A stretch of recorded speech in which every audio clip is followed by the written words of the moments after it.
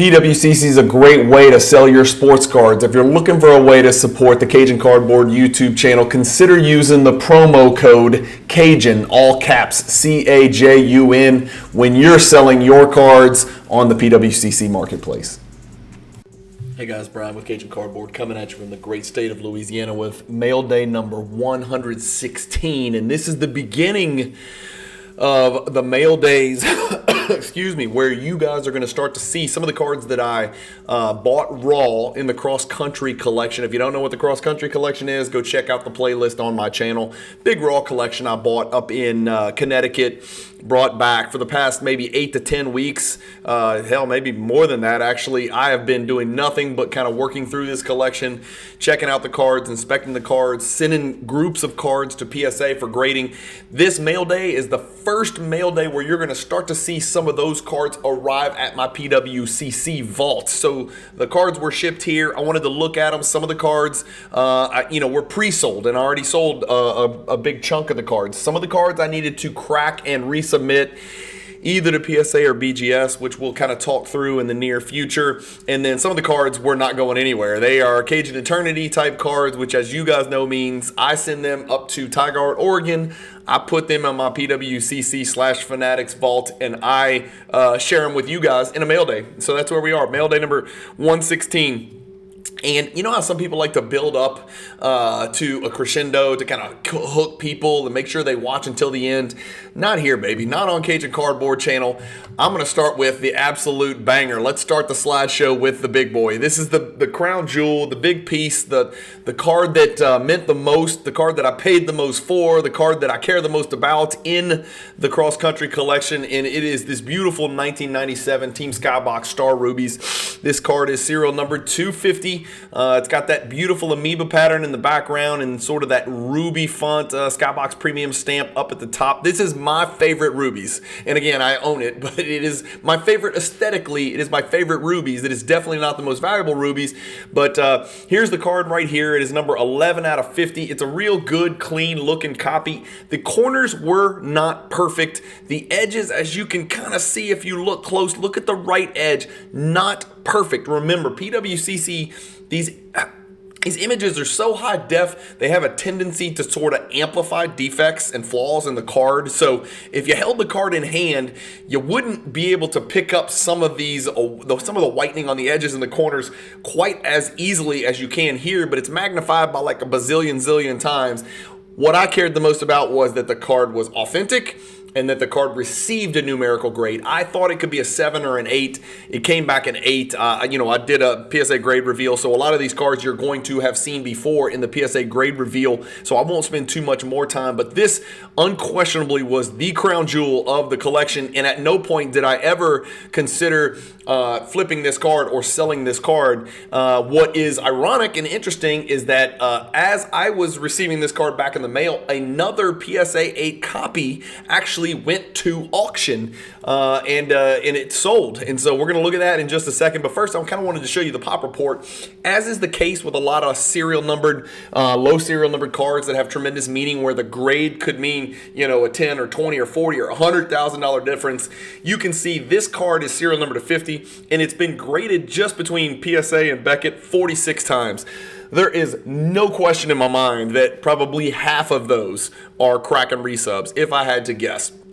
I assure you those 46 grades are not 46 unique copies of this card. There's just no way. I don't know exactly how many are crack and resubs. It's just conjecture, but I would say a large portion of those are people trying to crack and resubmit, or maybe they got authentic and maybe they wanted to send it back, and I don't know, but this is what you're dealing with. There are only 3 Gem Mint copies of this card, and they are all Beckett Gem Mint BGS 9.5. There are 7 PSA 9s. And there is one PSA 8.5. Let's look at the value, because one of these just sold. And I think, if I'm not mistaken, I just saw another one in the upcoming December PWCC Premier auction. Don't hold me to this. I haven't double checked, but I think there's a Team Skybox Star Rubies BGS 9 copy that's about to sell, which will do a huge number as well. The PSA 8 that sold on, I think it was on Golden, was it not? Yeah, it sold on Golden. It was serial numbered colored 1 out of 50, and it sold for $93,940 with the buyer's premium. So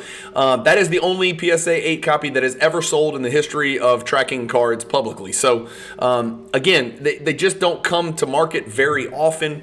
93K was a little bit surprising. I thought it was about a $80,000 card. My suspicion is that being the first print run, the number 1 out of 50, definitely resulted in a bump in value. Let me know what you think in the comments, but I think that probably has a lot to do with the card selling for that amount. And it's not an old label either. I mean, it's a relatively new PSA label, and guys can do your cert number lookup and all that stuff. But that was cert number 697, and mine's right here, and it is cert number 693. So interesting stuff. Nevertheless, mine's number 11 out of 50. That was number 1 out of 50. So that's the big card. That's the big reveal. You guys, if you want, can stop watching, but we got some other pretty cool cards that I'm about to show you. These are the cards. These are some of the cards. I'm only doing 8 cards today, so these are some of the cards from that cross-country collection that will stay in my PC. Next is the Lynch Pins.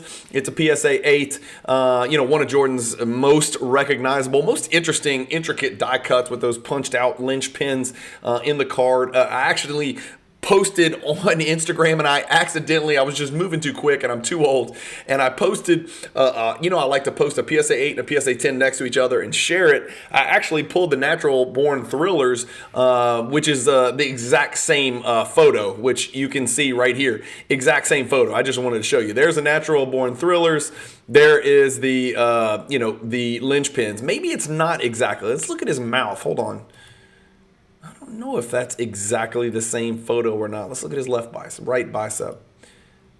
Maybe it's not, but it sure looks like it. Got the leg sleeve. Yeah, I don't know.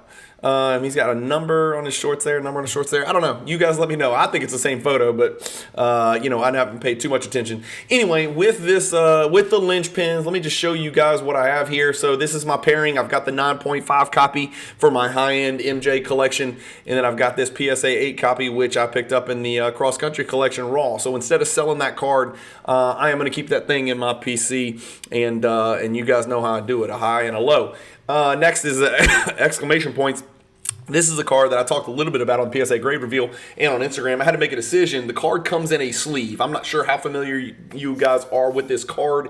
We looked at it in great detail with the great Josh Dawson at Northeast Sports Cards when we did our MJ hierarchy, and it comes in it's kind of, I don't want to call it a uniform sleeve, but the sleeve is not player specific. So every single sleeve that this card, it actually fits into a little cubby hole. Every single one of those is identical. So Jordan's sleeve is no different than player X's sleeve. And so I had to make a decision whether to grade it in the sleeve or take it out of the sleeve and grade it to where you could actually see the card, consistent with the way that I collect, which is to peel the coating and make the card look as good and grade as high as I could. The sleeve was a little banged up, and the sleeve hides most of the card. So for that reason, I decided to take the card out and grade the card so you could actually see Jordan wearing the Jordan 1s. So this Exclamation Points got an 8. Honest to God, I thought the card had a chance to get higher than that. But this is one of those cards where it often comes in men's size because it has to fit in that sleeve. And so just to receive a numerical grade was sort of a win. So I'm not going to tempt fate. I'm leaving this card just the way it is in the PSA 8 slab. Next was one of the very few PSA 10s that I received. And it's not a coincidence. This is the 1998 Skybox Molten Metal Explosion PSA 10. It is actually made of metallic, and so it is very durable. It also, if you'll look closely, it does not have any corners, top left, top right, bottom left, bottom right, no corners on this card, okay? And so for that reason, it tends to grade very well. Most of them do not grade 10s, but I was very happy that this sucker pulled a PSA 10, and I like this card a lot. It's a card that I wasn't super familiar with before Josh and I did the MJ hierarchy, but once I saw that, I knew I had to have one, and luckily I picked one up in the cross-country collection. So that is my Molten Metal Explosion. Remember, if you're searching for that card, don't put the E in there. It's Explosion with just the X, the nerdy way. Next is an Ultra Scoring Kings. This is the 96, probably the forgotten Scoring Kings, right? Everybody hyper focuses on the 1993. I just want you guys to look at the corners on this thing. This thing got an 8, and look at the edges and corners. This is a very condition sensitive card. it's just in really good condition, and you're going to see some of that chipping and edge wear on the back. But PSA 8's a fair grade. PSA 8's a fair grade. It presents better on the front, but on the back of PSA 8's the fair grade. And this is the highest graded copy of the card that I have. I think this particular Scoring Kings is it's an interesting card first and foremost, but I think it's a little bit undervalued. I just want to share with you, this is my Scoring Kings family. So I've now got 2 copies of the Scoring Kings PSA 8, and then instead of and they also have a Scoring Kings Plus, which I'll show you guys what that looks like. I have this card in the PSA 8 as well, and it is a little bit different background. The card looks different than the other. Watch, if I show you, see how the background's more red on the regular, and then on the Scoring Kings Plus, it's a little bit darker, almost a brown, kind of a burgundy type color. So all I've got is 8s. I'm obviously looking for much higher graded cards, but for those of you who don't know, those cards are actually really, really expensive. In fact, we can just look that up real quick. Scoring Kings Jordan. Let me just look up just general Scoring Kings without the plus. Well, there's the plus. Let's just jump in here real quick and let's see if we can find a okay. So the PSA 10 Scoring Kings regular is a last sold for $7,800. Before that, $8,500. So you're talking about a humongous card. If you can find it. Look how much more rare this card is than the 93 Scoring King. So only 411 have been graded by Beckett and PSA, whereas if you look at the 93 Scoring Kings, is significantly more populated than that. If there's a BGS 9.5, yeah, the BGS 9.5 is a pop 5. So just a very difficult card to gem. You're talking about, what is that, 23 total? What a coincidence. 10 and 5, no, 19 and 5, so 24 total gems out there, just miserable to find. And so just a pretty big time card. I was happy with an 8. It's probably a fair grade. Next is the Natural Born Thrillers, which looks just like the Lynch Pins that we looked at. The back of the Natural Born Thrillers, I never really paid too much attention, but I noticed that it's almost all black and white with that gold foil, so it's really cool. Who can sit down with his airness back in uniform? His love of the game is only equaled by Chicago fans' love for him. Cool little tribute to Jordan right there. Again, one of the many cards that feature that sort of window pane background of Jordan. I'm thinking of the EX2000, and a couple other ones that are out there like that. But the Natural Born Thrillers, I think I've got this pairing as well. Yeah, so I've got the 10 and I've got the 8. So I am done there. So adding this 8 to my collection completes that. I can put that one to bed. I don't have to worry about collecting any more Natural Born Thrillers. Anytime I come across one, if I grade it, obviously if it comes back, whatever comes back, it'll be for sale because I've already got it. I've already got it covered with an 8 and a 10, which is kind of how I do things. Oops, sorry. Let me keep going here. Next is a 1996 Bowmans Best Cuts. This one I really thought had a chance for a 10. I mean, you guys can look. I mean, the card is razor freaking sharp. This is not a refractor. It's not an atomic. It's just a regular card, but good Lord. This card looked incredible. It has to be something on the surface that I missed because otherwise this card is impeccable. No flaws whatsoever. Again, it doesn't glisten and shine like a refractor or atomic does, but this is just the base version here. So not a gigantic card right there, but happy to add it to the collection. It's my only copy, my only grade.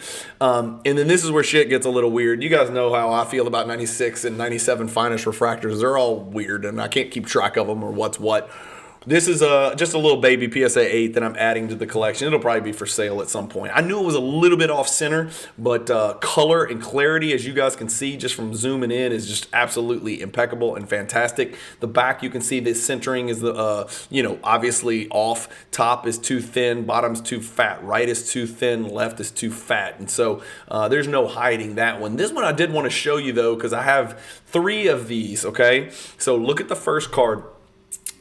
This card, I believe, is mislabeled. And the reason I say it's mislabeled is because this is actually the Super Team Finals card. Okay, so the card that I picked up that is in today's mail day is right here. And you'll see there is no logo. There is no image right here. So this is correctly labeled just the M14 bordered refractor. We know that. But look at this. This card, it has the Super Team right there. But look at the label. It just says bordered refractor. It's missing. And so you're thinking, well, maybe PSA doesn't make a distinction between the two and they lump them together. And that is not the case because now you can see I have another copy. It's also, all these are 8s. Another copy that has the Super Team Finals, Super Team Champions. and then it says Super Team NBA Finals, but it doesn't say refractor anywhere. So it's almost like PSA can't win for losing, right? They got every single label wrong. This one doesn't say refractor, but it does say Super Team NBA Finals. This last one says refractor, but it doesn't say Super Team Finals. And then, this one, it looks like they did get right. It's not the Super Team Finals, but it is a bordered refractor, and so it looks like they got that one right. So, again, not a humongous card there. If it was a 10, that'd be great, but it wasn't. And then this is my very first one. So you guys know I'm baffled and confused. I ended up doing a nice little video just sort of explaining the triumvirate, the two triumvirate trios, right? There's the T1B and the T9B for Jordan, and there's actually, I think, 5 different types. I'm trying to remember. You guys go check out the video. I did it because there's members only of some of them. This is the luminous, so the base, and it's the T1B with the hardwood in the background. This one was going to be tough to grade. I knew it was. I mean, look at just the intricate die-cut nature of this card, keeping all of that crap. How about this? Putting this little bastard into a penny sleeve.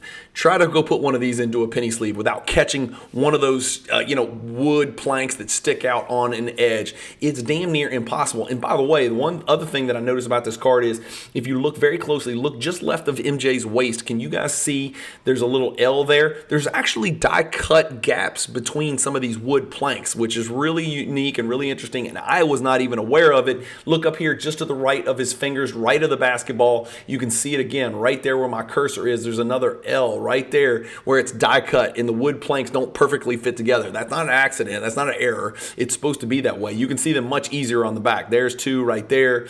There's the one up top that was just to the right of the ball from the front. So you guys can see these cards are really cool. I'm sorry, there's no way around it. I wasn't a big fan before, but I'm a huge fan now.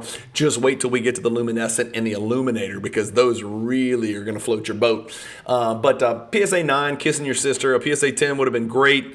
9 is what it is. And if you're asking, hey, Cajun, I thought you only collect 8s and 10s. I was like, I've started to relax my standards. And so if a 9 is the highest copy that I have and or can obtain, I'm okay with it. I want to work my way through the MJ hierarchy. And you guys, by the way, I am at some point very soon going to put together sort of an update on my chase to complete the MJ hierarchy, which, again, it's Zeno's paradox. It's a journey that will never be complete. It is, it is the holy, the grail of Michael Jordan collecting, which I will never be able to drink from that chalice. I will never complete the MJ hierarchy, namely because there's an Essential Credentials now and a PMG green on it. But I can get damn close, and we can kind of work our way towards the top and see how that goes. But love this card. Really like the Triumvirate Luminous. And then the last one, which I really did think was going to get a 10. I'll be honest with you, I was super disappointed because when I touched this card and looked at this card, everything about this card checked every box. I guess the back centering would be the reason, with the left a little thicker than the right. But the front, good Lord, it does not get any better. Crystal clear, no evidence of greening, perfect centering. Everything about this card, corners, edges, everything was perfect.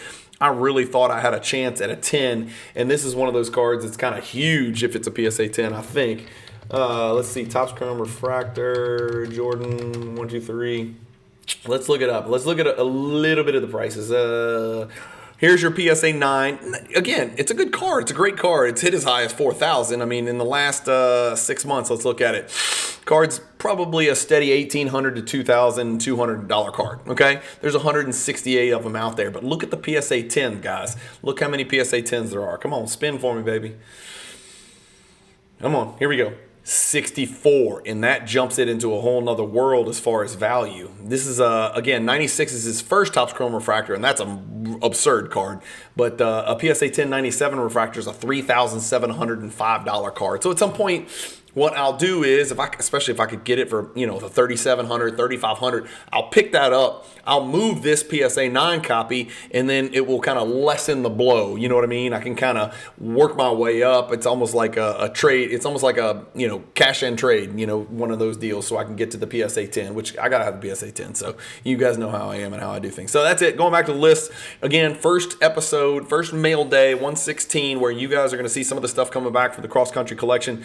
And I figured we may as well just start off with the big dog, right? We started off with the Skybox Star Rubies, the Lynch Pins 8, and the Natural Born Thrillers 8, the Twins, the Exclamation Point 8, the Explosion PSA 10, one of the few 10s that I received back in the collection. You'll see some more in mail day number 17. The Scoring Kings Plus, I can't seem to break through that PSA 8 barrier. The Best Cuts 8, the Finest Mystery Bordered Refractor that's actually labeled correctly 8, the Triumvirate 9, which is I was very happy with that grade in the 9, and then the 9 Topps Chrome Refractor, which looks like an 11, but I got a 9. So that's it, guys. Thank you guys for watching as always. If you guys like the way I collect, or if you want to know more about how I share these fancy pictures front and back, labels, pop reports, all that stuff, just feel free to message me on Instagram. It's PWCC's Vault. It's the best vault in the business. It's the vault that I use. It's the way I organize my collection. It's the way I buy and sell sports cards. It's the way I collect, and it's the way I invest. I couldn't do it without it, and if you guys are interested in learning more about it, you can support the channel by buying and selling on PWCC. How to do it is in my YouTube description. You can't miss it. Or if you just want to ask me questions or get in touch with somebody at PWCC, which is now owned by Fanatics, then just reach out to me on Instagram. Cajun Cardboard on Instagram as well. I'm not hiding. I was doing a deal with somebody on the phone yesterday to buy some of their Jordan cards, and I was like, look, I promise you I'm not going anywhere. I am about as front and center as I could possibly get. So if you think that I'm trying to screw you out of these cards, trust me, I have a lot to lose, so I'm not that guy. And just to reiterate to the guy, I was like, I'm on Instagram, I'm all over the place, I'm on YouTube, so I assure you I'm not gonna cut and run. I'm not that type. So anyway, thank you guys as always for watching. Hopefully you guys enjoy these mail days and the way that I do them, even though it's a little bit different. We like to talk through why the card was acquired, where it fits in the collection, how much it was worth or is worth sometimes here and there, but it's not really about value. It's just about looking at the cards. But thank you guys for watching. Keep collecting. Stay positive in the hobby, and peace.